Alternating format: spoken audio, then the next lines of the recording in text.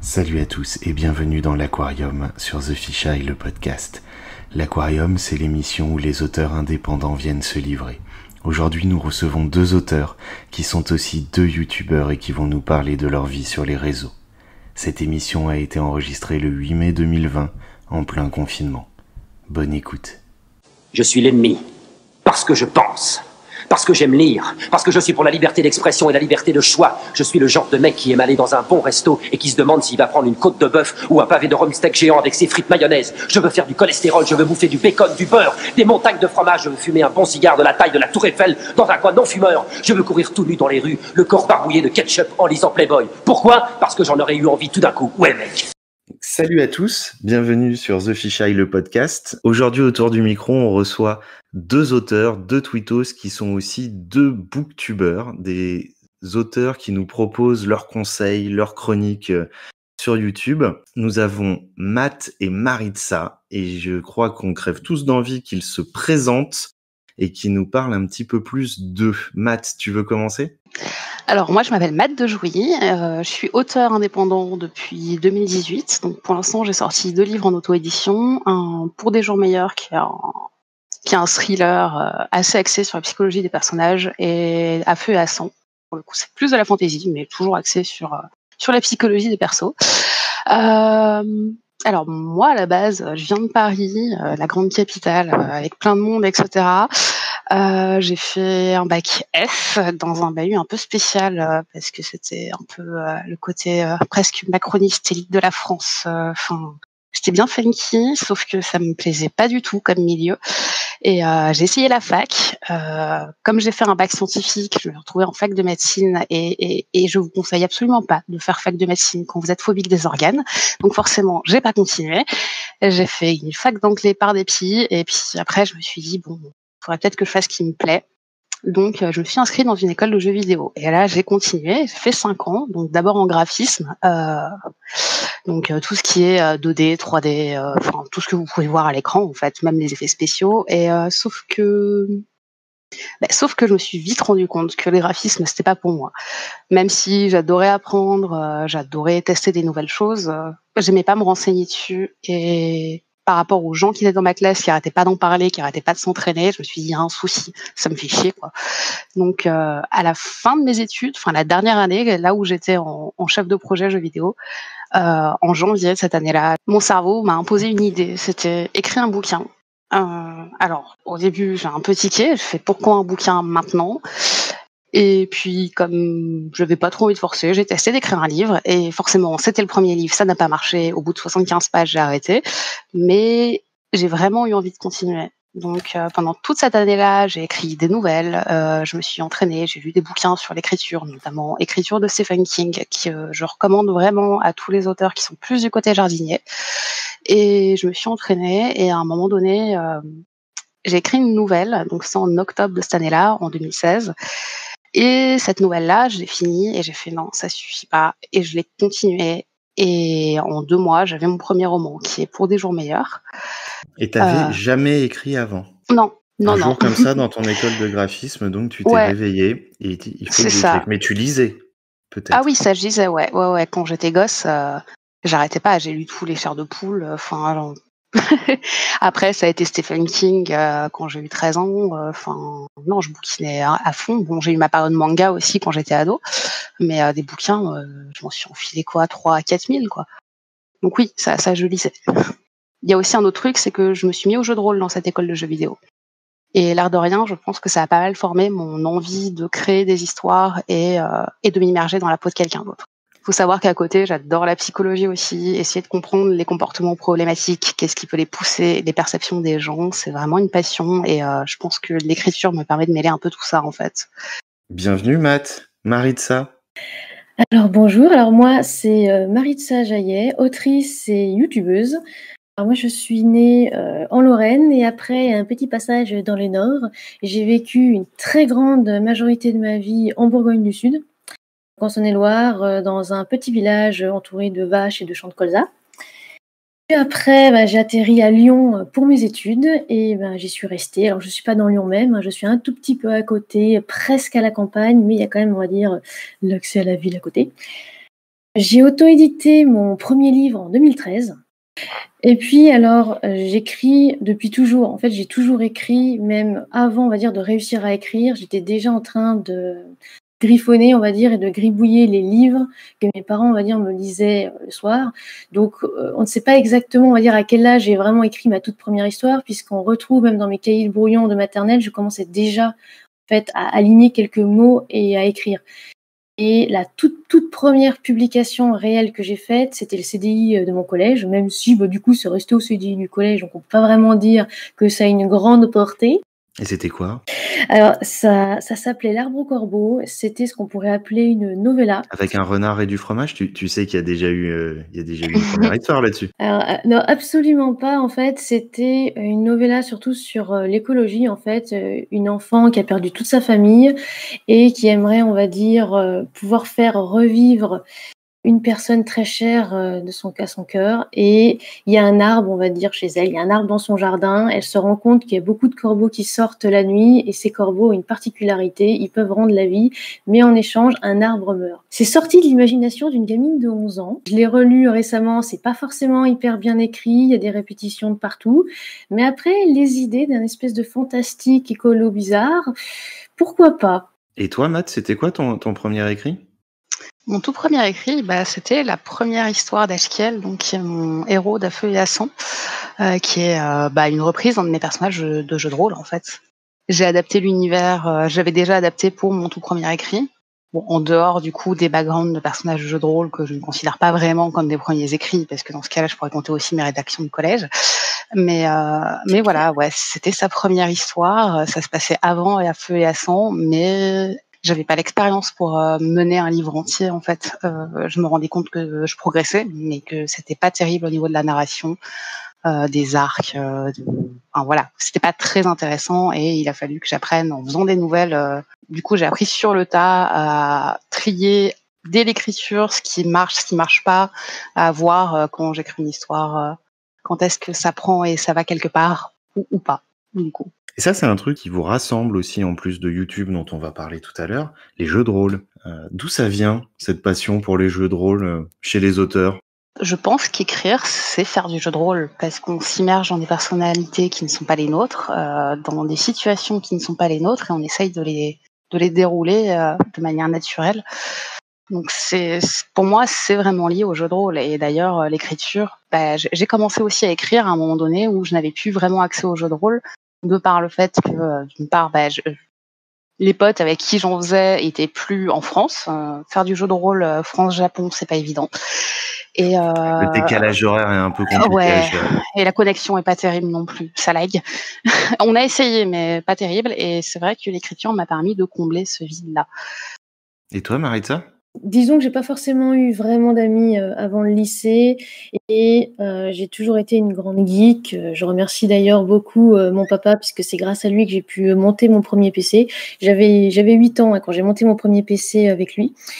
Et je jouais beaucoup aux jeux vidéo. Et c'est vrai que les premiers jeux vidéo auxquels j'ai joué, il y a bien sûr eu déjà des Age of Empires et compagnie, ça j'adorais ça. Mais il y a eu surtout WoW quand c'est sorti. Ou au Vanilla, comme certains puristes, on va dire, vont dire. Et j'ai tout de suite accroché puisque là, je pouvais avoir des amis virtuels, je pouvais changer de personnage, je pouvais vraiment changer de personnalité. Et c'est vrai que j'écrivais aussi des histoires en parallèle et c'était beaucoup plus facile, surtout que moi, je suis plutôt de la team troisième voie, comme je dis. Je suis pas du tout architecte, je suis pas quelqu'un qui va faire un plan pour écrire. En revanche, les fiches personnages, j'adore ça. J'adore en faire, j'adore les remplir et je peux passer ma journée à en faire tellement j'aime bien. Ça, c'est quelque chose qui nous lie aussi, le MMORPG. Alors moi, ça a été aussi plus tard, et c'est plus sur Final Fantasy XIV, mais c'est vrai que c'est aussi par là que c'est parti, l'écriture. C'est que je faisais un personnage, j'avais toute son histoire qui arrivait quand je le créais, j'avais sa personnalité, et à chaque fois que je jouais dans le monde du coup de FF14, j'avais du roleplay qui venait, j'avais des histoires aussi, et c'est vrai que ça stimule beaucoup l'imagination.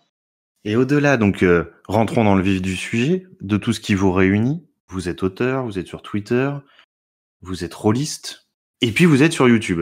Qu'est-ce que Ouais. c'est que cette histoire? J'ai envie d'en savoir un petit peu plus. Qu'est-ce qui a fait qu'un matin vous vous êtes levé, ou un soir vous vous êtes couché, ou après une cuite avec des copains, vous vous êtes dit je vais faire une chaîne YouTube? C'est vrai que moi, dans mon école de jeux vidéo, c'était un truc assez courant d'avoir une chaîne YouTube, de présenter soit ses travaux, parce que déjà nous, on nous demandait d'uploader sur YouTube des petits trailers des jeux qu'on créait. Après mon école de jeux vidéo, il y a plusieurs de mes potes qui se sont mis en indépendant, que ce soit au niveau du graphisme ou de la création de jeux vidéo, et qui ont eux-mêmes créé des chaînes YouTube. Dont une qui a très bien fonctionné, qui est la développeuse du dimanche. Et c'est vrai que quand tu es dans un contexte où tout le monde crée sa chaîne YouTube, et quand tu regardes toi-même beaucoup YouTube, ça paraît logique en fait de partir sur ce format-là. Après, il y a aussi le fait que écrire, personnellement, ça me fatigue. Donc, ça a l'air de me fatiguer moins que d'autres personnes et plus que des gens comme Ella sur Twitter. Mais je peux pas écrire plus de 4 heures par jour. Donc, je me voyais mal faire en plus beaucoup d'articles et communiquer de ce point de vue-là. C'est vrai qu'au moins, YouTube a l'avantage de faire travailler, on va dire, d'autres parties du cerveau, d'être un peu plus détente pour ma part. Donc, c'est pour ça que j'ai choisi YouTube, en fait. Tout simplement. Et comment tu as choisi ce que tu allais dire dans tes vidéos, ce que tu allais raconter? Alors, au début, c'était un journal de bord tout pourri, où j'essayais de décortiquer comment on crée un roman. Donc, d'abord, juste l'inspiration, ensuite les personnages, ensuite voilà, ces choses-là. Sauf que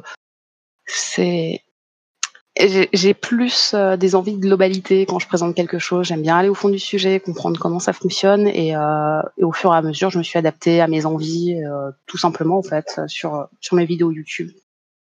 J'ai suivi des sujets, voilà, qui me semblaient pertinents, qui avaient l'air de poser problème à d'autres personnes, dans le but d'aider déjà, de discuter un peu autour de ce sujet-là, voilà, qui me passionnait, et qui était assez nouveau pour moi, sachant que je ne connaissais personne qui avait des livres édités, que ça soit en maison d'édition ou en auto-édition. Donc, c'était aussi un moyen d'aller toucher un peu d'autres personnes qui me ressemblaient un peu plus à ce point de vue-là. D'autant plus qu'à l'époque, je n'avais trouvé aucune communauté d'auto-édité. Donc en fin 2017, j'avais rien trouvé. Je ne sais pas pourquoi, mais même sur Facebook, j'avais pas trouvé de groupe, quoi. Bon, et toi, Maritza, comment t'es arrivée sur YouTube? Alors, moi, c'est assez original, on va dire, puisque alors ça démarre à la fac. En fait, déjà à la fac, mes professeurs voulaient en fait que je lance une chaîne YouTube pour, on va dire, parler de droit et parler aussi également de mon entreprise.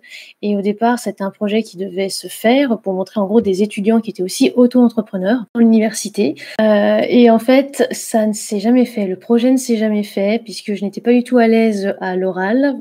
Faut savoir que moi, à l'oral, ça n'a jamais été ça. Je suis peut-être un peu plus douée à l'écrit, mais l'oral, non. Je suis peut-être, d'ailleurs, je suis pour l'instant la seule qui n'ai pas réussi son grand oral de Master 2, hein, très clairement. Je n'ai pas réussi à aligner plus de 3 mots. Voilà, ça s'est fait. Donc non, me lancer sur YouTube, c'était pas encore l'heure. Après, j'ai fait beaucoup de salons et dans les salons, c'était aussi une demande. J'avais beaucoup d'amis auteurs, j'avais beaucoup aussi de lecteurs qui me demandaient en fait une chaîne YouTube parce qu'ils n'arrivaient pas.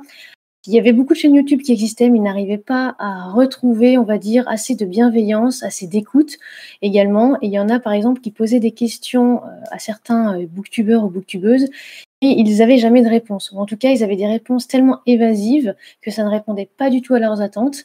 Ils attendaient, puisque moi, ils trouvaient que je répondais plutôt bien à ce qu'ils voulaient. Et ils voulaient que je lance ma chaîne. Mais je ne l'ai pas fait non plus. Après, en 2018, j'ai ouvert la chaîne YouTube Tatanexua. Le Tatanexua un peu plus tard. Pourquoi? Non, on veut tout savoir tout de suite. Les gens se sont connectés que pour ça. D'où ça vient, ce Tatanexua? En fait, ça vient du jeu de rôle. Donc, on va revenir sur le jeu de rôle, du coup. Puisqu'en fait, dans le jeu de rôle, donc dans WoW, j'ai été stratège. Donc, j'écrivais des strats pour une guilde. Parce qu'à un moment, j'ai été dans une très grande guilde où on était first server. C'est-à-dire qu'on va dire, on fait un petit peu la course pour être les premiers du serveur par rapport au patch, hein, pour ceux qui connaissent WoW. Et quelqu'un a lancé en fait une soirée, a lancé le truc, mais en fait tu fais comme une tata, c'est-à-dire que tu écris les strats C'est vrai que les strates que j'écrivais, je les adaptais absolument aux raids qu'on avait, c'est-à-dire aux 15 ou 20 personnes, puisque très souvent, il y a des personnes qui peuvent tourner, c'est pas forcément les mêmes, mais j'essayais d'adapter, je faisais des fiches PDF où à chaque fois, pour chaque perso, pour chaque rôle, j'écrivais précisément ce que la personne pouvait faire en fonction de ce qu'elle arrivait à faire, puisque des fois, on avait des personnes qui étaient un peu moins réactives que d'autres, et des fois, on avait des gens qui avaient un peu plus de mobilité, on va dire, que d'autres, et de skill, faut quand même le reconnaître. Donc à la fin d'un raid, on a réussi à kill un boss assez difficile. Il y a quelqu'un qui a lancé merci Tata, parce que mon pseudo avec le personnage que j'avais ce soir-là, c'était Nexua, et c'est devenu Tata Nexua. Et très rapidement, on va dire, dans les autres soirées de raid, tout le monde demandait sur TS, parce qu'on était sur TeamSpeak, on n'était pas sur Discord. Tout le monde réclamait Tata Nexua. Donc à la fin, après, j'ai changé. De Maritza, je suis passée à Tata Nexua sur le TS. C'est resté. Sur les strats, c'est resté. Quand après je suis devenue RL, pas du tout sur le même serveur d'une guilde, et je me suis tout de suite, on va dire, enregistrée en tant que Tata Nexua. Bon, et donc Tata Nexua, c'est le nom de ta chaîne. Alors au départ, j'ai lancé la chaîne YouTube Tata Nexua pour des cours d'histoire, puisque je donne aussi également des cours particuliers d'histoire géo plutôt pour les lycéens. Et il y a beaucoup de mes élèves qui sont sur Internet, qui sont sur YouTube surtout, et il y avait pas mal de contenu sur YouTube de cours d'histoire, mais c'était très barbant, c'était très ennuyeux, c'était pas du tout dynamique. Et au début, je me suis dit, pourquoi pas, je vais essayer de lancer une chaîne, je vais essayer de faire mes cours, parce qu'il trouvait que mes cours étaient très vivants et très pédagogues. Je me suis dit, pourquoi pas, allez hop, je lance ma chaîne comme ça sur l'histoire. Mais ça ne s'est pas fait, puisque à l'époque, j'ai essayé avec mon ordi, j'ai essayé avec le matériel que j'avais. Je n'appréciais absolument pas de me voir. D'ailleurs, je n'apprécie toujours pas de me voir. Il faut savoir que le rendu, je le vois fini. Je déteste me voir avant. En termes de montage, je déteste me voir, et m'entendre, c'est encore pire. Donc j'ai abandonné l'idée. Et donc la chaîne a été créée en 2018, mais il n'y a eu aucune vidéo qui a été postée avant août 2019. Ah oui, c'était un long temps de maturation. Et donc on n'a pas la chance de pouvoir te voir en prof d'histoire. Alors non, après, si vous voulez que je vous donne des cours d'histoire, par exemple, c'est un exemple que je redonne souvent. Il y a une fois un élève qui avait du mal à comprendre les enjeux de la Seconde Guerre mondiale, et pour lui faire comprendre, sachant que c'est un fan de Star Wars, en fait, pendant 1 heure de cours, je lui ai fait le cours, mais avec les personnages de Star Wars. J'essaie, on va dire, toujours d'adapter mes cours aux élèves. C'est aussi ce que je fais aussi par rapport aux vidéos. Mes vidéos sont de base orientées vraiment pour les jeunes auteurs. Je sais qu'il y a pas mal, des fois, d'écrivains confirmés qui viennent les regarder. Alors moi, ça me fait un petit peu de stress parce que de base, je veux vraiment aider les jeunes auteurs, ceux qui débutent. C'est vrai que ça, c'est un truc, de toute manière, si tu veux parler d'écriture ou même d'auto-édition, c'est pareil pour moi. Je m'adresse aux jeunes auteurs parce que de toute manière, tu peux pas viser des personnes confirmées. Je vois pas quoi leur apprendre en fait. Mais oui, du coup, c'est pas parce que tu cibles des jeunes auteurs, enfin, c'est une cible par défaut, parce qu'au final, tu vas un peu tout expliquer. Enfin, Maritza, c'est pareil, on explique un peu tout sur les sujets qu'on traite, mais ça veut dire qu'il y a aussi des gens qui s'y connaissent moyennement, qui sont en cours de chemin, ou même qui sont auteurs vétérans, peuvent s'y retrouver aussi. Ça n'empêche pas qu'ils puissent y trouver un intérêt, quoi. Et donc je comprends que vous avez eu envie d'expliquer votre démarche d'auteur finalement, puisque ce que vous nous racontez, au-delà d'être des conseils, c'est vous témoigner de ce que vous avez vécu vous-même. Pourquoi vous avez eu envie de le faire? Pourquoi vous avez d'un coup eu envie de raconter ça? Et surtout dans un format où on vous voit. Vous auriez pu choisir un podcast, même si ça apporte moins de visibilité a priori. Vous auriez pu rester sur un blog écrit tout simplement, ou choisir un format de vidéo même où on ne voyait pas votre tête. Qu'est-ce qui a fait que vous avez eu envie de vous mettre vous-même en scène dans ces vidéos? Du coup, chez moi, il y a 2 choses. Il y a déjà, comme je disais, le fait que c'était pas trop compliqué pour moi de faire une vidéo YouTube, en tout cas psychologiquement, parce que c'est un truc assez classique. Il y a aussi des livres d'entrepreneuriat, parce que quand j'ai découvert l'auto-édition, j'avais déjà écrit 2 livres et je ne savais absolument pas à quelle maison d'édition les adresser, et j'ai découvert l'auto-édition. Et avec ça, je me suis énormément renseignée pendant 3 mois sur tout ce qui est entrepreneuriat, donc la façon de penser, de réfléchir entrepreneur, qui me plaît énormément parce que tout est basé sur la créativité, en fait, le fait de rebondir en permanence, de trouver de nouvelles voies, de nouvelles opportunités. Et dans ces chaînes d'entrepreneurs, que ce soit sur YouTube ou les bouquins que j'ai lus, il y avait un conseil qui revenait beaucoup, c'est n'attendez pas d'être prêt, n'attendez pas, ça sert à rien d'être perfectionniste, ce qui est un truc que j'ai beaucoup retrouvé dans les recherches de psychologie que je lis. Et je me suis dit, ouais, effectivement, je commence. Je peux toujours faire une chaîne pour montrer, moi, comment j'avance sur mon travail, comment je me développe. Même si dans 4 ans, je regarderai mes vidéos YouTube en me disant qu'elles sont pourries, c'est pas grave. J'avance et c'est cool. Et ça peut aider des gens, ça peut les motiver. C'est vrai que j'avais pas mal dans mon entourage des gens qui n'osaient pas se lancer dans l'écriture. C'était aussi un moyen de les aider, elles. Parce que, au début, c'était que des gens que je connaissais qui regardaient mes vidéos, forcément. Et au fur et à mesure, ça s'est développé, quoi. Mais ouais, je me voyais mal écrire des articles de blog en plus de l'écriture papier de mes bouquins. Déjà là, je dois faire un tuto pour créer son site web que j'enverrai par ma newsletter et je blogue dessus parce que je suis en pleine réécriture des Enfants de la Terre, donc le livre de fantasy qui ne devrait pas trop tarder à sortir. Mais ça me fatigue le matin, quoi. Donc l'après-midi, j'ai pas envie d'écrire, j'ai envie de faire autre chose. Et les vidéos YouTube, c'est parfait pour ça. Et toi, Maritza? Pourquoi ce format? Alors moi, c'est juste un défi en fait, puisque j'ai loupé un concours administratif à un point, on peut dire ça, parce que justement, il y a un des jurys qui m'a dit que j'étais complètement nulle à l'oral et que j'allais rien faire de ma vie. Donc, après une longue... Sans toute la pédagogie de la personne. Ouais. Donc, voilà. Après une très longue, on va dire, phase vraiment de dépression où je me suis dit que j'étais nulle à rien, je me suis dit, voilà, il y avait ce projet de chaîne YouTube, je ne l'ai pas lancé, j'arrêtais pas de retarder. Je me suis dit, on est quand même en 2019, on était en plein mois de canicule, c'était en juin à Lyon l'année dernière. Et je me suis dit, qu'est-ce que je fais? Est-ce qu'on se lance là-dedans? Puisque avec mon compagnon, alors lui, il est infographiste 3D de formation, mais il n'arrive pas à trouver de boulot. Il a fait un peu d'intérim, mais il n'a jamais réussi à trouver de travail. Et je me suis dit, écoute, essaye de te mettre au montage. Alors au début, c'était très balbutiant, hein, je sais, au début, il connaissait absolument rien au montage vidéo. Pas grave. Je me suis lancée, je me suis dit, allez, je fais un plan. Donc moi, j'ai fait un planning. J'ai fait un planning pour les plannings de Maritza. Voilà, c'est ça, les plannings de Maritza, ils commencent à être un petit peu connus, pour comment écrire et publier en fait un roman vraiment de A à Z. Vraiment, on va dire, les tout débuts. Donc, c'est pour ça qu'au début, c'est vraiment comment on crée une œuvre, d'où vient l'inspiration aussi également. Et là, on est en train d'arriver à la saison 3 avec les conseils de publication. Après, il va y avoir aussi toute la communication, hein, les ventes, les salons. Tu nous expliqueras aussi comment gérer la célébrité? Les pubs, la coque. Ah, ça, je peux en parler, j'étais en pub avant. Oui, je ne me trouve pas du tout célèbre. Alors, je sais que je reçois pas mal de MP, de mails tous les jours. J'ai beaucoup de notifications aussi. En revanche, la célébrité, non, ça, je laisse plutôt une de mes sœurs qui veut être comédienne et fouler le tapis rouge à Cannes. Oui, ça, je lui laisse la célébrité sans aucun problème. Juliette? Oui. Tout à fait, tu as totalement reconnu. C'est complètement Juliette. Juliette qui est un personnage de Rattrape-moi. T'as balancé ta sœur dans ton bouquin? Alors, il faut savoir que la plupart des personnages de mes bouquins sont très souvent inspirés de personnes que je connais, que je côtoie ou que j'ai croisées au moins une fois dans ma vie. Il y en a certains, j'exagère effectivement leurs traits. Par exemple, dans Rattrape-moi, j'ai beaucoup insisté là-dessus, surtout dans les interviews et les chroniques, sur le fait que Mathieu, c'est un personnage, en fait, c'est une personne qui existe réellement. Bon, il s'appelle pas Mathieu dans la vraie vie, il n'est pas non plus marquis.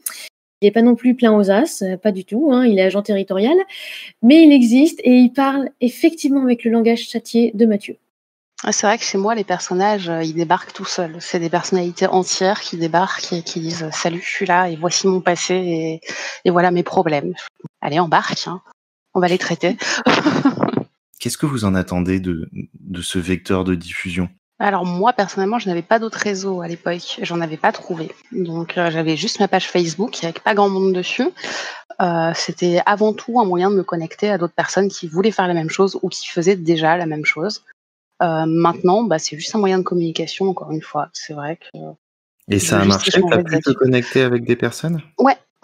Notamment celle que j'appelle ma première fan, qui est... Alors, je ne sais pas comment, mais mon premier livre a super bien marché alors que je ne connaissais rien en com, j'en ai quasiment pas fait, j'ai juste payé une pub Facebook. Mais super bien marché, fais-nous rêver. J'ai vendu 500 exemplaires en 3 mois. C'est génial. Et j'ai eu ma première fan comme ça parce que j'avais mis à la fin de mon livre si vous aimez bien mon contenu, je vais écrire d'autres livres, etc. Et vous pouvez me rejoindre sur ma newsletter ou ma chaîne YouTube. Et elle a débarqué en me disant « Ouais, j'ai adoré ton bouquin et c'est encore mieux de te voir t'exprimer. » Et c'est ce genre de choses qui m'ont fait reprendre les vidéos en 2020, donc après la fameuse année 2019 qui a été très difficile. Mais ouais, complètement. Mais voilà, c'est ce genre de commentaire qui fait que, ok, ce que je fais, je crois que je suis sur le bon chemin, c'est cool. C'est juste ça. Et Maritza, toi, c'était pour le défi. Et puis tu y as pris goût. Oui, voilà, moi, c'était au départ, ça partait d'un défi et en plus, je faisais pas du tout d'appel aux abonnés au début. J'étais vraiment dans mon coin sur Twitter. Je voulais même pas dire que j'avais une chaîne YouTube au tout début parce que c'était pas vraiment l'objectif. L'objectif, c'était juste un défi. Je fais des vidéos, je vois ce que ça se passe. Et en réalité, j'y ai complètement pris goût puisque c'est vrai que j'adore travailler sur les vidéos, j'adore travailler sur mes stories, j'adore voir ce que ça rend aussi puisque des fois, je me dis mais en fait, c'est complètement de la merde ce que je fais et les retours finalement sont bons. Je suis encore étonnée, je suis toujours étonnée d'ailleurs. Il y a des gens qui vous inspirent sur YouTube. Est-ce qu'il y a des YouTubeurs qui vous ont montré la voie, des booktubeurs ou d'autres chaînes, et vous disiez, j'ai envie de faire ça, j'ai envie que ça ressemble à ça ou pas du tout? Alors, à titre personnel, pas au moment où j'ai lancé la chaîne YouTube, mais récemment, j'ai découvert la chaîne de Hello Future Me, donc qui est une chaîne tenue par un écrivain américain, si je ne me trompe pas. Et par contre, son contenu et ses analyses sur des points, que ça soit sur la royauté ou comment écrire des scènes d'action, sont tellement pertinentes, fouillées et documentées que je trouve ça dingue et que j'aimerais bien atteindre ce niveau-là de documentation et de travail. D'un autre côté, c'est vrai que ça prend un temps dingue, donc c'est un peu compliqué. Et alors, moi, pas du tout. Alors ça a rien à voir avec l'écriture. En fait, de base, je suis sur YouTube, donc je suis du verbe suivre, des youtubeurs, sceptiques ou, comme on pourrait dire, le groupe, Astronogeek, Defecator, La Tronche en Biais. Donc rien à voir avec l'écriture, mais j'adore leurs vidéos. J'adore aussi le dynamisme qu'ils mettent. C'est aussi pour ça que la première vidéo YouTube, je mets mes sources, parce que ça, c'est la phrase qu'Astronogeek répétait aussi assez souvent. Je mets mes sources, je cite mes sources. C'est surtout ça qui m'a inspirée, puisqu'ils étaient très à l'aise, on va dire, devant la caméra, même Defecator, qui est complètement masqué. Je me suis dit, un jour, j'aimerais bien être aussi à l'aise qu'eux et pouvoir parler comme ça, en continu, sans forcément de cut, sans forcément de truc. Donc oui, il m'inspire complètement. Est-ce que vous avez des projets futurs, des choses à nous annoncer sur vos chaînes YouTube? Alors pour ma part, c'est pas une énorme annonce, mais même si j'aime bien faire des chroniques, je les trouve un peu vides de contenu. C'est-à-dire que souvent, elles font 7 à 8 minutes, ce qui me paraît assez court. Et même à titre personnel, j'ai tendance à pas beaucoup en regarder et je me suis dit que pour rendre ça intéressant, ça serait cool de rajouter un peu l'expérience de l'auteur en lui-même dessus. Donc le message qu'il voulait apporter ou qu'est-ce que ça lui a donné comme expérience d'écriture, quels sont les obstacles qu'il a rencontrés, qu'est-ce qu'il a réussi à surmonter. Et du coup, maintenant, mes chroniques, je vais essayer de les agrémenter de ce genre d'informations pour aussi aider les auteurs avec d'autres points de vue et d'autres expériences. Restons un petit peu sur les chroniques parce qu'on n'en a pas parlé quand on détaillait ce que vous faisiez sur vos chaînes YouTube. Mais vous y faites aussi des chroniques. Alors, au-delà de les faire en vidéo, ce qui m'intéresse, c'est comment on fait une chronique. Alors, je sais que vous l'avez expliqué vous-même dans des vidéos. Maritza, j'ai encore regardé la tienne tout à l'heure. Moi, je l'ai pas expliqué. Non, c'est Moi, je Maritza. débarque. Ouais, toi, tu débarques. Mais Maritza nous a fait une jolie vidéo pour nous expliquer comment elle faisait ses chroniques, ou en tout cas, comment elle conseillait de faire une chronique. Tout à fait. Ouais. Pourquoi on fait une chronique? Et comment on choisit les livres qu'on va chroniquer? Est-ce que ce sont les gens qui nous les envoient? Est-ce qu'on choisit que ce qu'on aime? Alors, moi, à la base, je faisais quelques reviews. Donc, c'était plus des analyses de livres sous l'angle psychologique, parce que c'est une de mes passions, la psycho quand même. Et en fait, j'ai des bouquins, j'ai encore des piles de bouquins que j'ai pas reviewés parce que c'était trop long. Ils sont pleins de post-it, de notes de partout, mais c'est juste que je prenais même plus de plaisir à lire les livres du coup. C'est vrai qu'en reprenant ma chaîne YouTube, juste après, j'avais lu le livre de Sophie Lim, donc Un deal pas très catholique. Et une fois que j'ai fini, je me suis dit mais c'est dommage d'en rester là et de juste mettre un avis sur Amazon. Quitte à lire de l'auto-édition, peut-être aider les auteurs auto-édités qui galèrent déjà assez pour la visibilité. Et moi, ça me prend pas beaucoup plus de boulot de faire une petite chronique derrière, quoi. C'était vraiment ça, l'objectif. Après, au niveau du choix des livres, au début, c'était vraiment la curiosité. Donc, comme Sophie et Marisa, ici présentes, sont quand même assez présentes sur Twitter et que moi, je découvrais, je voulais voir ce qu'elles écrivaient. Et maintenant, que ce soit pour Anne-Sophie ou même les 2 autres auteurs que j'ai inscrits pour des chroniques, ce sont eux qui sont venus vers moi. Mais comme effectivement les lectures sont pas toujours évidentes pour moi, maintenant je choisis. Comme j'en fais pas beaucoup des chroniques, je préfère choisir les livres, voir déjà, enfin lire les premières pages en fait, juste pour voir si c'est un livre qu'on peut lire, c'est-à-dire avec pas trop de fautes, qu'il n'y a pas des erreurs de partout. Parce que je suis tombée sur des livres que je voulais pas forcément chroniquer, mais qui étaient pas du tout de bonne qualité. Et je me dis, je peux pas en parler sans me défoncer, on va dire. Et je veux pas, c'est pas le but de plomber les gens. Donc, je préfère choisir en amont pour éviter de me retrouver dans ce genre de situation. Alors, Maritza? moi, ça n'a rien à voir. En fait, de base, je fais toujours des chroniques papier de l'ouvrage. Je renvoie après à l'auteur et je renvoie ce que j'appelle une chronique détaillée. Alors, il y a non seulement une petite chronique détaillée, mais il y a aussi en fait la somme de mes réactions. Quand je lis un bouquin, d'ailleurs un petit peu comme quand j'écoute un podcast, j'ai tendance en fait à tout commenter et quand je lis, Ça se voit pas du tout. c'est vrai que quand je lis, j'ai toujours en fait un crayon, un papier à côté et je note absolument tout et après je retranscris en fait ça sur Word. Et je me suis rendu compte que les auteurs appréciaient parce que du coup je réagis vraiment sur le mouvement, sur le moment, on va dire. Et ça peut être assez cocasse. Et seulement après, en fonction de la note, je propose ou pas une chronique vidéo. Il faut savoir que déjà, quand les chroniques sont en dessous de 3/5, souvent les auteurs ne veulent pas que je les publie.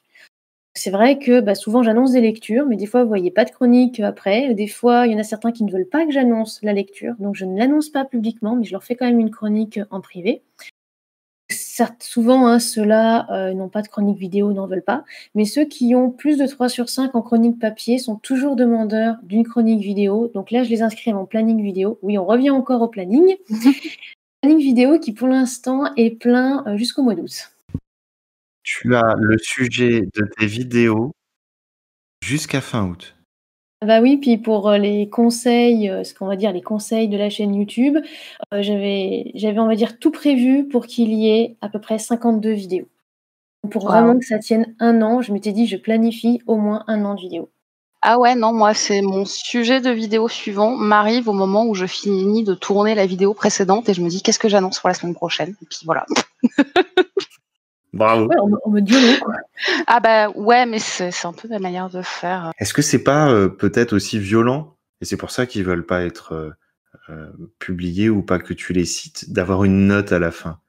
C'est toujours stressant d'être jugé. Alors, j'ai essayé au début, je ne mettais pas de notes, hein. Au début, quand je faisais mes chroniques, je ne mettais pas de notes. Je l'ai publié d'ailleurs sur mon site internet. Maintenant, il n'y en a absolument plus, hein, je les ai supprimés.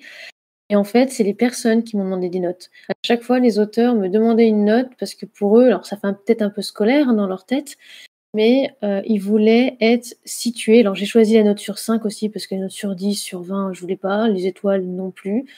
Et du coup, je me suis dit à ce moment-là, eh ben, je transmets, OK, je mets une note et ça c'est aussi d'ailleurs, c'était à peu près en 2015, je crois, 2015 ou 2016 que j'ai imaginé justement ce fameux barème. Le fameux barème que redoutent pas mal d'auteurs quand je leur dis que je suis en train de lire leur bouquin. Alors que le barème est pourtant, je sais pas, j'essaie de le faire le plus objectif possible et je le trouve pas extrêmement, méchant, quoi. Je le trouve pas extrêmement négatif. C'est-à-dire que c'est quand même très facile de gagner Alors des points. raconte-nous un peu comment ça marche. Il y a par exemple des points, en fonction des personnages. Si par exemple les personnages sont profonds, ils sont assez réalistes, je pourrais l'avoir par exemple à côté de moi. Ils sont assez aussi cohérents, dans leurs réactions, hein. C'est sûr par exemple qu'un personnage qui dit, qu'il a peur du noir et que finalement au bout de 200 pages tout va bien, il arrive très bien à s'orienter, c'est comme un chat. Et après qui dit: «Non, non, mais c'est bon, j'ai jamais eu peur du noir». Bah si, manque de bol, allez, petite incohérence. Par exemple, il y a aussi par rapport aux fautes. Moi, j'estime dans mon barème que pour un roman de 300 pages, il doit y avoir moins de 10 fautes. On est d'accord. C'est mon Si barème si, aussi mental, mais ouais. s'il y a plus de 10 fautes, je commence à mettre moins 0,1 point en fonction de l'erreur. Et si vraiment c'est des fautes très énormes, comme j'ai eu la dernière fois, j'ai eu un «je suis» SUIT répété plusieurs fois dans le bouquin. Un bouquin d'un auteur auto-édité. Là, c'était carrément moins 0,5 parce que je trouvais que là, c'était vraiment du foutage de gueule, hein, clairement. Donc là, oui. J'essaye vraiment que le barème, surtout pour les auto-édités, puisque je sais qu'il y a des auto-édités qui ont un peu plus de mal que les édités, même si les édités aussi, il y a un barème avec des fautes. Et c'est encore pire, parce que chez les édités, le barème, c'est 5 fautes. Au-delà de 5 fautes, ça commence à être jugé sévère. C'est-à-dire, je suis d'accord avec ce barème-là.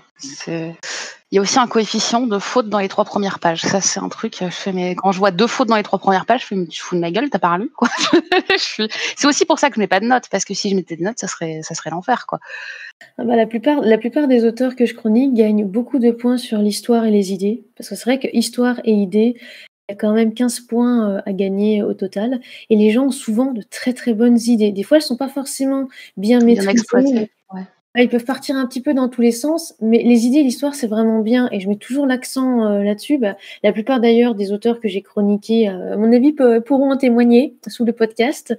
Et j'essaye vraiment de mettre l'accent sur les points positifs et très souvent les histoires, les idées. J'ai jamais eu à l'heure actuelle, à part un, mais c'était qu'une bêta lecture, jamais eu, on va dire, une histoire qui était fade, où il y avait absolument aucune idée, où c'était, on peut dire, où c'était nul. Non, j'ai jamais eu ça. Ça, vraiment, j'ai vraiment eu, dire que je touche du bois, et j'ai pas de bois, très bien, là, il y a du bois. C'était surtout les fautes, la cohérence aussi. Des fois, il y a pas mal de bouquins où c'est complètement incohérent parce que malheureusement, c'est des fois les premiers jets, il faut le dire. Je l'ai déjà dit aussi dans mes vidéos YouTube. Des fois, il y a des auteurs auto-édités qui publient leurs premiers jets. Mais c'est vrai que moi, quand je lis, j'ai des courbes qui sont dans mon esprit. Donc, c'est les courbes des histoires, des sous-intrigues, des choses comme ça. Je ne sais pas pourquoi je vois ça en courbe. Mais la plupart du temps, je suis assez frustrée dans l'auto-édition jusqu'à maintenant parce que les courbes se déploient normalement. On voit que l'histoire va quelque part et en fait, c'est absolument pas traité. C'est un truc qui me frustre énormément en fait. Et c'est aussi ce que j'essaye d'expliquer, ce que j'aimerais arriver à expliquer, mais c'est très difficile parce que c'est une vision particulière et subjective et interne. Mais expliquer comment on développe une sous-intrigue et pas juste avec le plan en 3 actes qui me gave à chaque fois que je vois. Oui, mais moi aussi, ça me gave bien ça, puisque j'ai jamais fait ça. Et oui, non, mais quand on me dit tu écris avec un plan en 22 étapes et tu dois absolument les respecter et il doit se passer ça à tel moment de ton histoire, ça à tel moment de ton histoire, je fais mais t'écris pas un livre en fait là. Sache que ça, c'est un conseil qui revient très très souvent dans des vidéos de booktube. Je les regarde, donc oui. Ouais, mais que je ne supporte pas non plus, puisque j'ai jamais fait ça non plus, mais j'écris en mode mondiolo complet. C'est le quart d'heure où on se fait des copains. Ouais, c'est le quart d'heure où on se fait des copains, mais pour moi, l'écriture, comme tout art, c'est un vecteur de liberté. Si t'en es à t'imposer un carcan absolu, t'as pas compris, quoi. Après, je me dis que peut-être qu'il y a des gens qui ont pas, voilà, personnellement, tu me mets une feuille blanche, elle sera remplie en 10 minutes. Il y a ça aussi. C'est peut-être que je me dis pour des gens qui stressent, qui ont le syndrome de la page blanche, avoir un carcan peut les rassurer et peut les aider. C'est juste pas mon cas et voilà. Peut-être que je juge vite et ça s'applique juste pas à ma façon de fonctionner. Peut-être que ça peut aider d'autres personnes. C'est pour ça que je ne dénigre pas en fait ce genre de choses en dehors de mon cas particulier, quoi. Si ça peut servir à d'autres gens, tant mieux. Et donc, ce que je comprends, pour revenir sur la manière dont vous, pas jugez, c'est pas le bon mot, mais vous appréciez les romans que vous chroniquez. Les auteurs indépendants sont plutôt pleins d'idées. On oublie tous ceux dont on vient de parler à l'instant et qui suivent des canevas un petit peu trop stricts, mais dont ils ont certainement besoin pour leurs premières expressions écrites. Beaucoup d'idées partent peut-être un petit peu dans tous les sens, mais c'est la folie du premier roman ou des débuts. Mais par contre, de ce que je comprends, c'est que le style, l'orthographe, la grammaire n'est pas forcément au rendez-vous. Alors le style, ça c'est difficile à juger. Je suis assez d'accord. Il change en plein milieu du bouquin, et si c'est pas justifié, parce qu'encore s'il y a un changement de genre à cause de l'intrigue, pourquoi pas, une écriture qui s'accélère pour un tel moment, etc., ça y a pas de souci. Mais par contre, effectivement, l'orthographe, la grammaire, ça c'est, pour moi c'est un signe de respect en fait d'écrire dans la langue que l'autre personne parle. S'il y a des fautes partout, c'est vrai que j'ai tendance à penser que la personne s'en fout. Je vais me faire un petit peu l'avocat du diable. Et on va aborder du coup les fameux grammars nazis, pour lesquels j'aimerais bien qu'on trouve un autre terme, parce que avoir le point Goldwing qui pop comme ça à chaque fois qu'il y a un truc qui va pas, c'est un petit peu dommage. Puis on se demande comment ils les auraient appelés du coup avant 1936.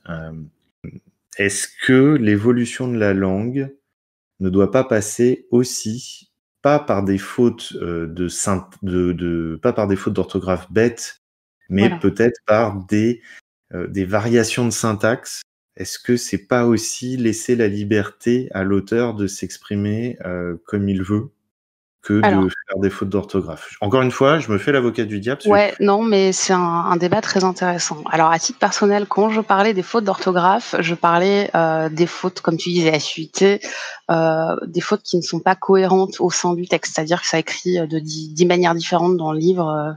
Voilà. Par contre, j'ai un fichier de favoris qui s'appelle I Hate French parce que je trouve qu'il y a effectivement des règles dans la langue qui ne sont absolument, enfin, qui sont débiles, quoi. À titre personnel, voilà, les enfants de la terre, il y a beaucoup de plantes dedans et me faire dire que je ne peux pas conjuguer le verbe éclore au passé simple me saoule. Et du coup, tant pis, je le conjuguerai au passé simple, même si c'est marqué plein de fautes, etc. Au bout d'un moment, ça me saoule, quoi. Donc oui, je milite aussi pour une évolution de la langue et sortir un peu des carcans bêtes et pas justifiés qui est parfois imposé par l'Académie française. et s'ils pouvaient nous remettre au goût du jour le neutre, ça arrangerait tout le monde. Oui. Voilà, petit message. Ça, Pas c'est forcément message personnel, mais ça arrangerait quand même tout le monde. Ouais, je pense que ça aiderait au niveau sexisme aussi, parce que quand sur mes vidéos YouTube, j'ai quelqu'un qui vient me dire: «Ah, t'as fait une faute, regarde, t'as pas conjugué au féminin ta description». Je fais: «Bah oui, mais alors si t'as écouté la vidéo, déjà je parle de mots au masculin, mais en plus, enfin, c'était cohérent dans toute la description, donc non». Oui, oui. Alors moi aussi, c'est pareil, hein, si je peux rebondir Bien là-dessus. sûr. Rebondis. On me dit aussi très souvent que j'écris de manière inversée, puisque moi, très souvent, mes phrases, euh, il faut vraiment la lire, on va dire, entièrement pour comprendre, parce que très souvent, c'est plutôt à la fin qu'au début. Je pense que Matt, d'ailleurs, l'a certainement remarqué dans Rattrape-moi. T'écris à la manière germanique, Voilà, où alors que les informations importantes sont mises à la fin. j'étais pas du tout au courant, en fait, hein. J'ai toujours écrit comme ça, en fait. Mais il y a quelqu'un, effectivement, quelqu'un il y a quelques années, en fait, qui m'a dit non, mais en fait, toi, tu sais pas écrire, ton style, il est extrêmement bizarre, tu devrais mieux écrire comme ça et comme ça. Il m'avait cité 2 auteurs dont je me souviens absolument plus du nom. Et là, j'avais trouvé effectivement que c'était me mettre dans une case. Ça, effectivement, pas du D'accord. tout. Il y a des auteurs que je lis, leur style est des fois mais complètement étrange. Ça peut partir effectivement dans tous les sens. Et des fois aussi des mots inventés. Je ne suis pas la seule qui invente des mots. Et là, même si Bah, parfois il attends. peut y avoir quelques fautes d'accord ou autre, et j'ai lu par exemple un livre d'un auto-édité, il y avait, c'était complètement le genre neutre en fait. Et ça m'a pas dérangé parce que c'était Mais assez tant que c'est cohérent. cohérent, voilà, c'est ça, c'est la cohérence au final. C'est juste ça. Faites ce que vous voulez, mais soyez cohérents. Donc, si vous faites des fautes d'orthographe, faites-les cohérentes. Voilà, un parti pris, c'est exactement ça. Au niveau de l'orthographe, moi, j'ai pas de souci tant que c'est réfléchi. En dehors de toutes ces plateformes et de YouTube, c'est quoi vos projets d'écriture du moment? Qu'est-ce qui va sortir prochainement de Maritza ou de Matt? On attend quoi là comme nouveauté? Alors moi, j'ai le tome 1 de La Magie du destin qui ressort, le 20 mai normalement si tout va bien. Cette fois-ci sur Amazon, hein, puisque j'ai quitté Lulu justement pour le mettre sur Amazon. Alors il y a absolument rien qui a changé avec, la version de 2013, sauf, du coup qu'il y a eu un passage, chez une correctrice et chez une analyste, aussi quand même au cas où, puisque j'avais eu quelques déboires avec mes 2 correctrices professionnelles, à l'époque. Sinon, ça n'a pas changé, donc pour celles et ceux qui voudront découvrir le style que j'avais quand j'avais 12 ans, eh ben, ce sera possible. Ah, parce que Génial. tu l'as écrit si jeune que ça? Oui, La Magie du destin, Waouh! tome 1, je l'ai écrit, j'avais 12 ans, donc je me suis relue dernièrement. J'avais pas envie de changer puisque, j'avais expliqué déjà à Coralie Raphaël, ma démarche, Mmh. comme quoi je voulais juste le ressortir tel quel pour que les gens aussi puissent l'avoir, puisque c'est vrai que la plupart des personnes ne savaient pas que j'étais sur Lulu et en plus sur Lulu, c'est assez compliqué de retrouver un ouvrage. Même avec la recherche, tu le retrouves pas si facilement que ça. On verra sur Amazon, ce que ça donne. J'expliquerai aussi la démarche parce que sinon il y en a qui vont penser que c'est un livre que je viens d'écrire alors que pas du tout. Bon, même si la première édition est indiquée, parce que la première édition publique a été faite en 2014. En 2013, c'était dans un cercle un petit peu privé. Voilà. Donc c'est dans son jus. Donc c'est vrai que les répétitions, il y en a, il y a pas mal Ah, de t'aimes pas les répétitions, toi. non, mais en plus, je déteste ça. Donc, c'est pour ça que là, quand je l'ai relu, je me suis dit, mais comment j'ai pu faire ça? Il y a des fois des mots, l'un, on va dire, sous l'autre, c'est pas possible. Comment j'ai pu faire ça?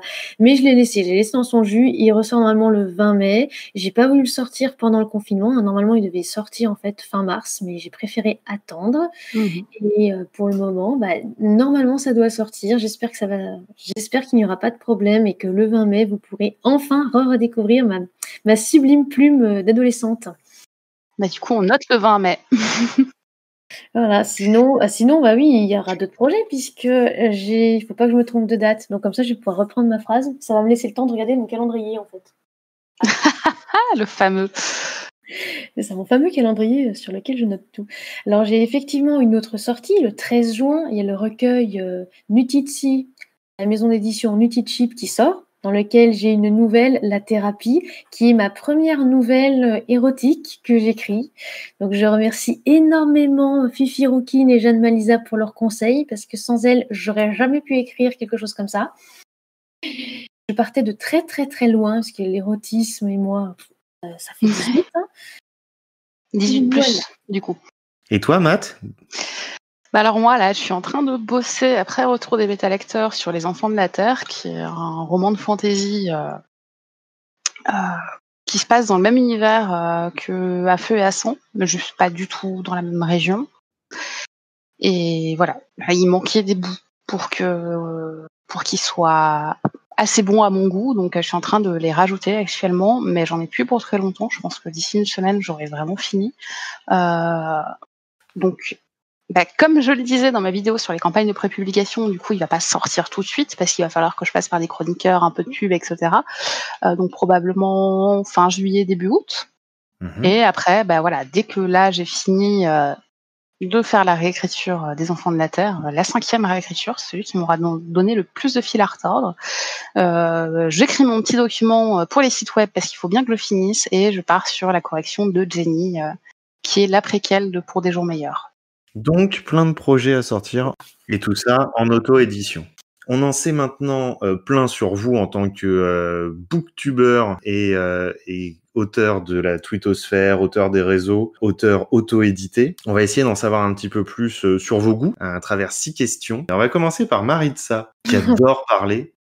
Maritza, si tu devais choisir un film et un seul, ça serait lequel? Alors, ce serait un dessin animé et ce serait Mulan. Pourquoi Mulan? Parce que je sais qu'il y en a plein qui vont dire pourquoi. Simplement parce que c'est le premier que je suis allée voir au ciné avec mon père, puisque ma mère à ce moment-là était malade. Mes sœurs ne voulaient pas aller le voir. Je suis allée voir ça. J'étais un petit peu, on va dire, déprimée. J'avais perdu mon frère quelques mois avant. Et à la sortie du ciné, en fait, mon père, il m'a dit, tu vois, t'as vu elle ce qu'elle fait, donc toi, tu peux faire la même chose. Ah ouais. Et ça m'est resté gravé. Et mon père me dit toujours ça aussi à l'heure actuelle. C'est formidable. Du coup, tu t'es engagée dans l'armée chinoise? Alors non, mais mon père voulait que je m'engage dans l'armée puisque mon père est un ancien militaire et il rêvait que comme mon frère, je rentre dans l'armée et que je fasse un petit peu les mêmes choses que lui. Mais non, je ne suis pas rentrée dans l'armée. Il me le dit encore, hein, t'es sûr que tu veux pas rentrer dans l'armée? Non, je ne veux toujours pas rentrer dans l'armée, même si je sais qu'il apprécierait beaucoup, mais non. Matt?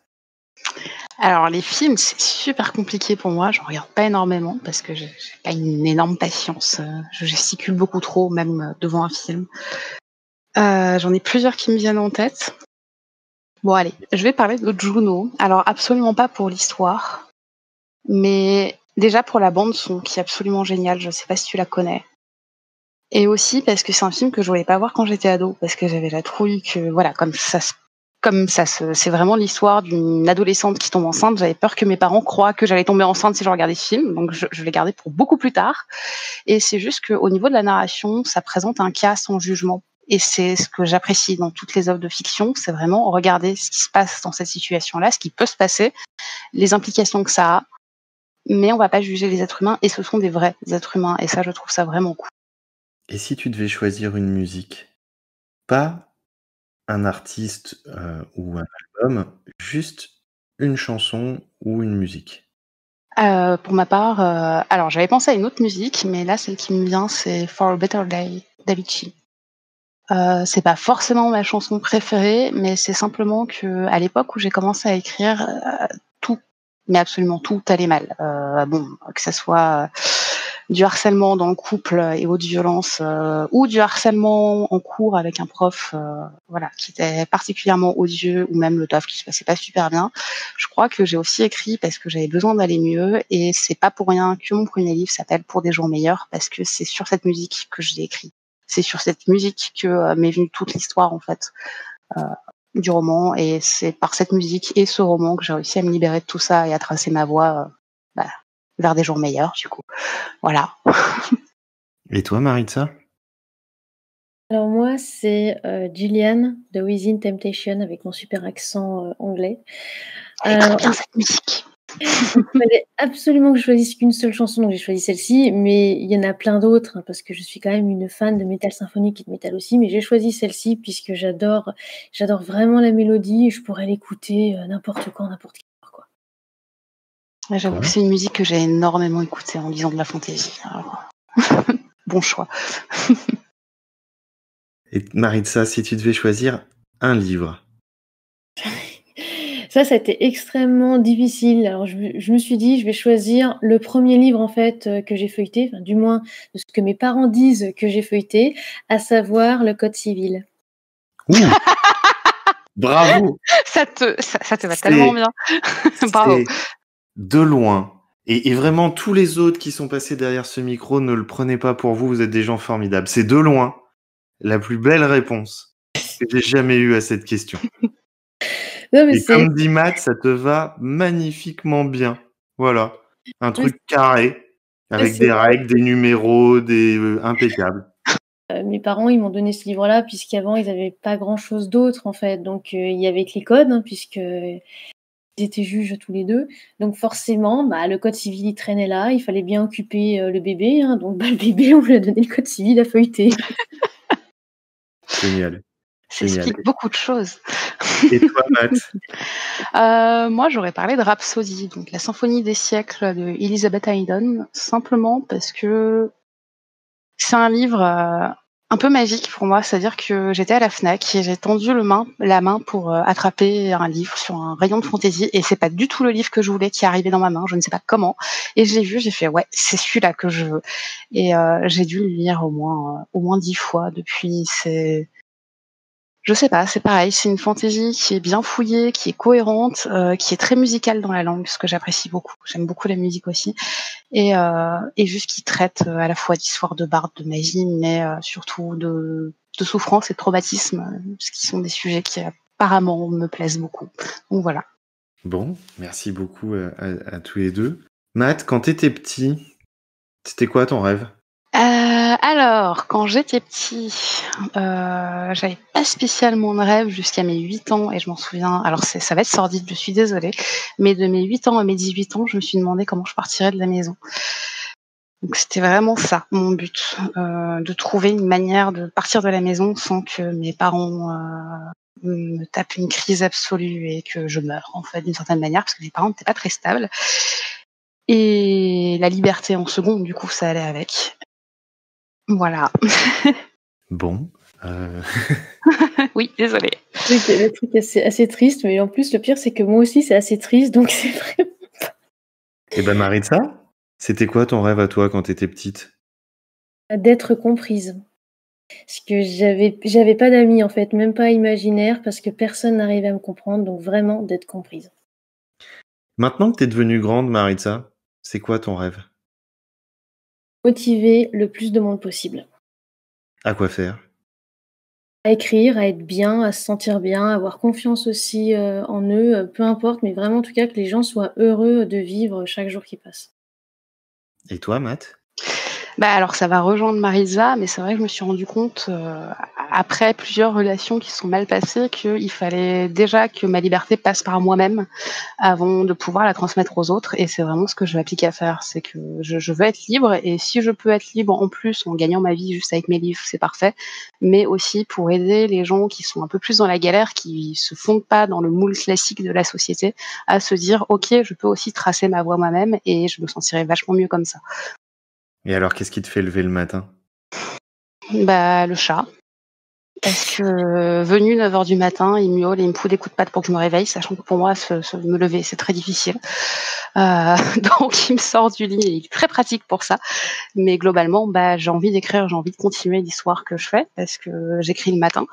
Donc, c'est vraiment ça qui me motive. Et puis, voilà, j'ai ma journée un peu cadrée et je prends du plaisir dans tout ce que je fais. Donc, c'est motivant en soi, quoi. Maritza, qu'est-ce qui te fait lever le matin? Les plannings que j'ai fait la veille. Le code civil. Oui, ce que j'allais dire, et la relecture assidue du code civil. Non, mais c'est vrai que j'aime beaucoup les plannings. J'aime beaucoup en fait savoir à l'avance ce que je vais faire. Je réagis très mal en cas d'imprévu. C'est vrai que j'aime bien être prévenue. J'aime bien savoir ce qui va se passer à telle heure. Je suis quelqu'un qui va partir en stress ou en crise d'angoisse si c'est pas prévu, quoi. Voilà, donc le planning, vraiment, je sais ce que je vais faire la journée, je me lève et hop, ça part, quoi. Moi, ça dit, je te comprends là-dessus, parce qu'autant quand je suis seule et que je dois juste faire de l'écriture et tout, ou commencer à 9h ou à 11h, je m'en fous. Mais dès qu'il y a quelqu'un d'autre dans la balance, pareil, si c'est pas prévu bien à l'avance, j'angoisse et c'est plus possible, quoi. Merci beaucoup. Merci d'avoir répondu à toutes les questions. Je voudrais vous laisser le mot de la fin, si vous avez encore envie de dire quelque chose aux gens qui écoutent. Alors si j'avais un message à faire passer lié du coup à mes rêves actuels, c'est vraiment vous prenez pas la tête sur les règles en fait, faites comme vous le sentez parce que c'est vraiment ça qui va dicter votre progression et vous permettre de vous sentir mieux, quoi. C'est vraiment moi ce qui m'a débloqué. Donc n'ayez pas trop peur. Voilà, c'est vrai que je suis complètement d'accord avec ce que dit Matt et je vais terminer en disant soignez votre plume. Petite Maline. Bon, merci beaucoup. J'espère que tout ça, ça vous a beaucoup plu. Maintenant, je vais me mettre au montage. J'en ai pour quelques heures. Ça sera publié assez rapidement. On se retrouve bientôt sur le podcast, sur Twitter, où vous voulez, sur les réseaux sociaux. Et d'ici à ce qu'on se retrouve, soyez heureux. Follow the yellow brick road. Follow the yellow brick road. Follow, follow, follow, follow, follow the yellow brick road. Follow the yellow brick, follow the yellow brick, follow the yellow brick road. You're off to see the wizard, the wonderful Wizard of Oz. You'll find he is a wizard, a whiz, if ever a whiz there was. If ever, oh, ever a whiz there was, the Wizard of Oz is one because of the wonderful things he does.